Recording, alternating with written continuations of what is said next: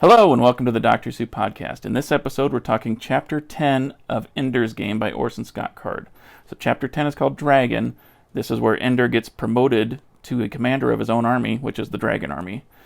He also meets a young boy named Bean, who is a couple years younger, and Ender sees a lot of himself in Bean and decides to basically treat him like Graff treated Ender. So he wants to secretly be his friend, but he's not going to outwardly befriend him. He's going to push him and kind of put him in uncomfortable situations and hopefully train him, which I think is kind of a nice bookend for, there's a lot of other stuff like that that's happening in the book. So anyway, stick around. We're going to talk about that and a lot more.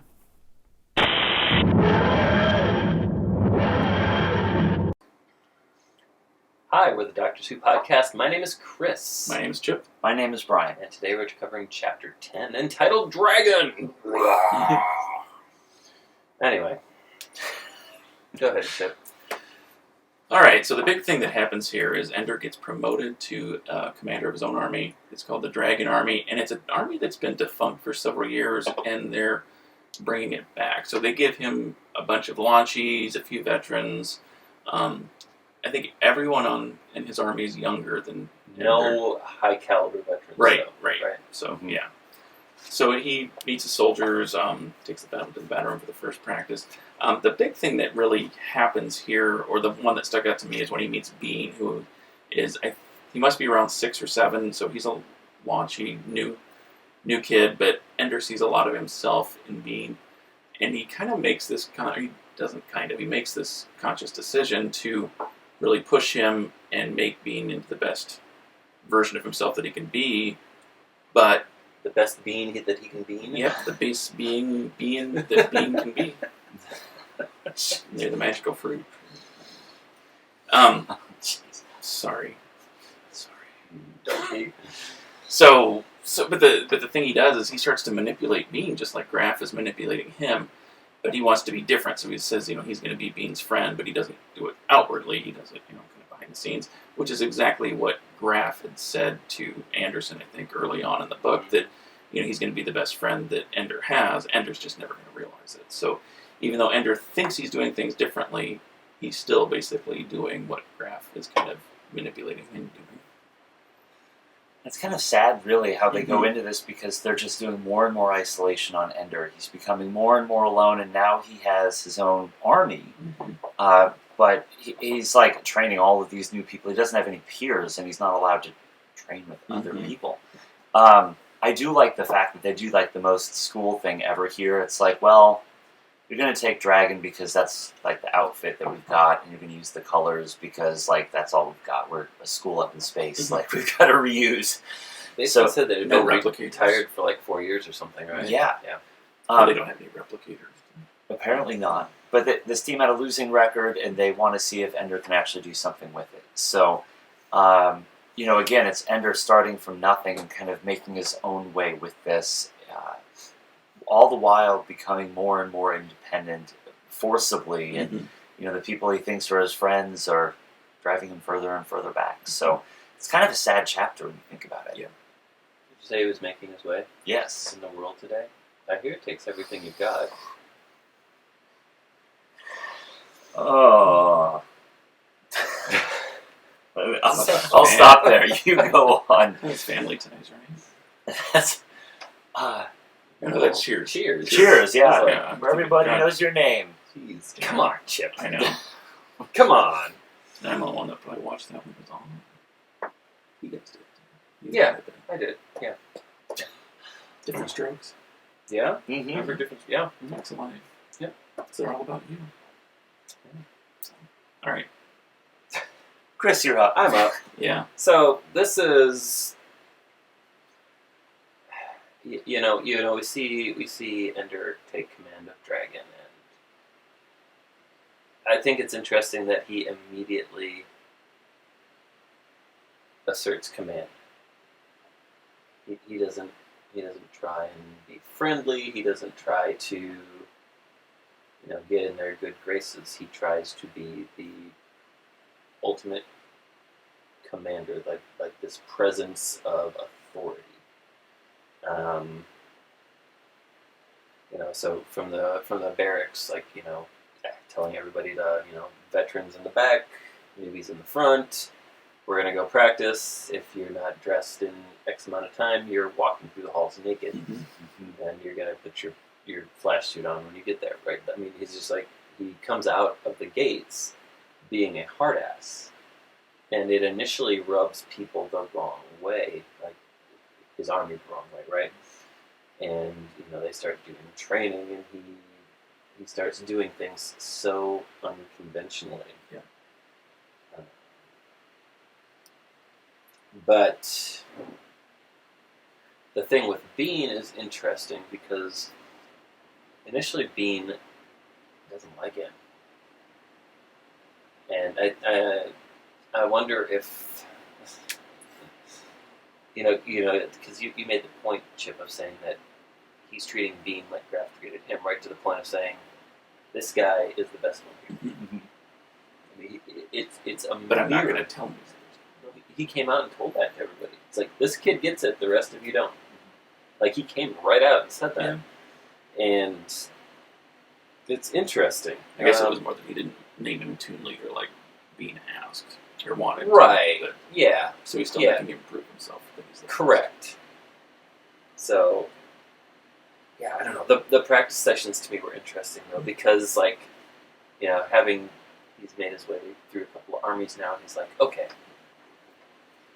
let's do things my way, because I've been watching and I've been learning. We all know that he's strategically brilliant.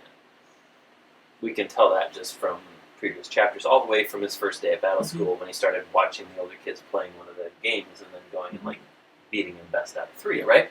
We know he's strategically brilliant. So for him to come through that, we're not going to do formations. We're not going to operate as a unit. We're going to do things completely off the wall, completely differently. We're going to everybody's going to be back on their heels because they're not going to expect us. We're going to do 5 platoons instead of 4. I love it, right? So, yeah. And, he also has a conversation with a lie that lets him know that, it makes him realize that the friends he had, now that he's in this position, he might not have anymore. So, again, isolation. I got kind of rambly there. Sorry, go. Yeah, it was, in my opinion, this was one of the harder chapters to read because you just see. So Ender had been doing so well after the last chapter. It felt like he was back. He was making progress in the Giants game. He was finally acting more like himself, more upbeat and happy. He was bound and determined not to fail. And then it seems like he keeps getting another. Well, here's another example of him getting a wrench thrown at him. Yeah. So even at the beginning of the chapter, Anderson mentions that Ender's been happy and playing well lately, and then Graff is kind of. I think it was an internal monologue. It's like, yeah, just you wait. Right. We're going to change it on him again. One of the things that I like that Card does, and it's not just in this chapter, but it's in prior ones too, where when he's talking about the battle room that they're in and how, space, there's multi-directions and dimensions, but when Ender, says that the enemy is always down, as a reader, it just gives me a frame of reference that I can start to visualize this in my head easier when he's talking about some of these maneuvers, if I know that, okay, this is where the enemy's at and everything else is happening around it. But it's just kind of a cool plot device that Card employs to help me, not me only, any reader, to kind of visualize what's going on. Except me. Oh yeah. The battles and everything that happens in the battle room, I cannot visualize for the life of me. I just cannot do it. I skim through, I'm like, okay, they're doing some stuff with their feet, and now they're flashing their own legs, and I don't know what's. For some reason, my brain just. You don't picture a paintball. Can't visualize what's happening. Yeah. So maybe it's the third dimension that's throwing. I don't know. I picture like a 3D or a no gravity paintball.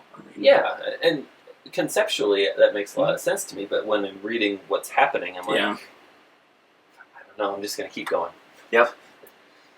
It's a hard concept to grasp in short because we have no relative understanding of how space works. None of the three of us, as far as I know, have been to space.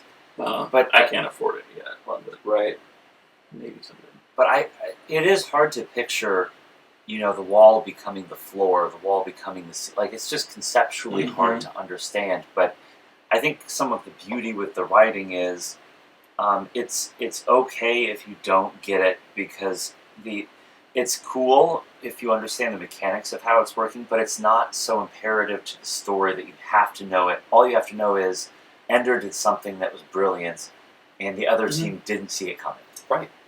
Well, it's not like it's a hard sci-fi where it's really relying on the technology to tell the story. It's Right. really a character-driven hero's journey It is. that has some technology around it. Mm-hmm. But I think what Card does good is he gives you just enough that you kind of fill in the blanks. So it's not like when coming from Jordan and Herbert and Rothfuss, where you've got pages and pages of description.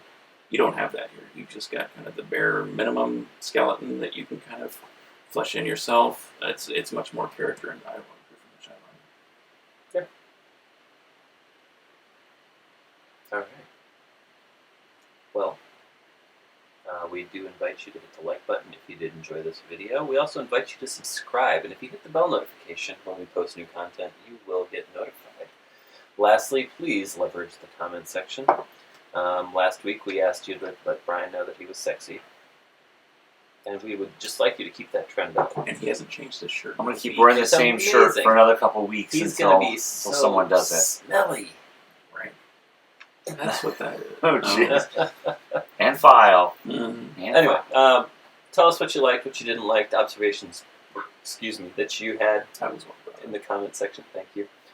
And we will be right back here in a few days with Chapter 11. So until then... Allons-y.